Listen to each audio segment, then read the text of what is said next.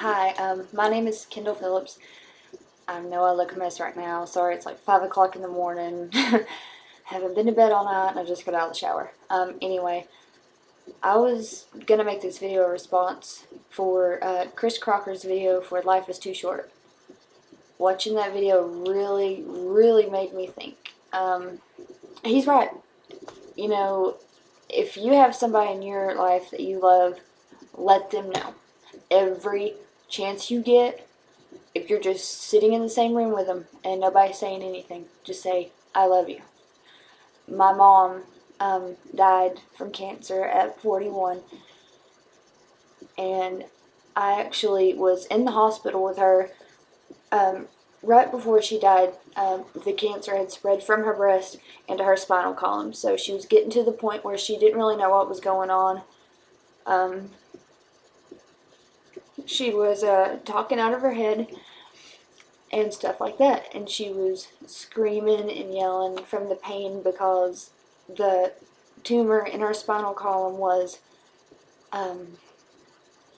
stopping the circulation of fluid to the brain, so it pretty much attacked her brain. I was told from the doctor right before they sent her to a hospice center, which is like a hospital and a house, kind of combined. It's more of a home setting. I was told by the doctors that I might not ever get the chance to talk to my mom again as my mom, like while she was in her right mind. So, long story short, we get to the hospice center and I tell everybody in my family just to leave the room for a minute. I want to talk to her.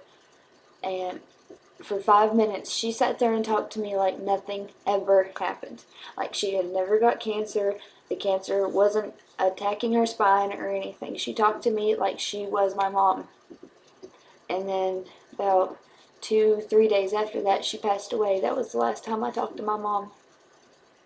And I'm proud to say that I sat there and held my mom and told her that I loved her with everything that I have. I know that she died knowing that I loved her, and that's one thing that I can say.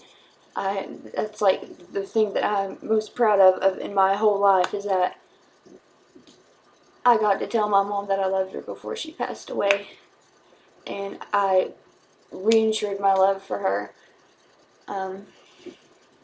You know, I'm a typical teenager. I'm not going to sit here and say that me and my mom had a great relationship, because we had our fights. I'm 18. She just died. She, of course, raised me my whole life, and my teenage years with all the raging hormones was difficult. And I had a lot of regret from that, especially watching my mom, who's such a good person, suffer from everything she suffered through.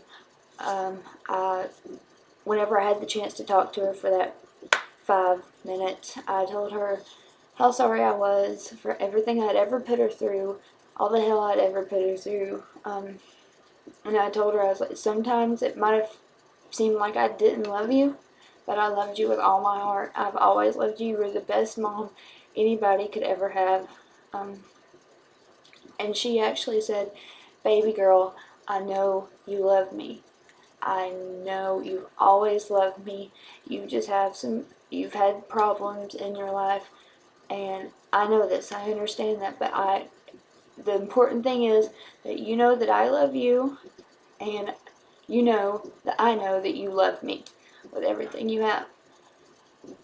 So, the last thing she said to me was, I love you with all of my heart, and I will always be here to watch over you, but I need you to call the nurses for me. And the fact that she said to call the nurses for me, that right there told me she was in her right mind, and she wasn't just talking to me like that because I was her daughter and she recognized me. The whole time she was in the hospital, she was actually fighting the nurses. She was trying to punch them and bite them and everything else. So the fact that she actually told me to call the nurses for her kind of gave me a closure on it, because I knew she was ready. And I know this is kind of weird to say, but the night that she passed away, I had laid in the bed with her and slept with her for 11 o'clock in the morning to like 5 o'clock in the evening. And I could feel her breath getting really shallow. And, sorry, it's just really hard to talk about. That night before I left, they said tonight's probably going to be the night she's showing all the symptoms of getting ready to pass away and everything else. Well, about 5 hours after they said that, she was still fighting. About 10 minutes after I left the hospice center, because I could not stand to watch my mom pass away, we got a call saying she was about to pass, and we were on our way there, and she actually passed away on the way there. So it's kind of weird. It's like she knew that emotionally I was not able to watch her pass away. And that's the honest God's truth. I know that sounds bad. I know it sounds really, it makes me sound like I'm a horrible person for not wanting to be with my mom.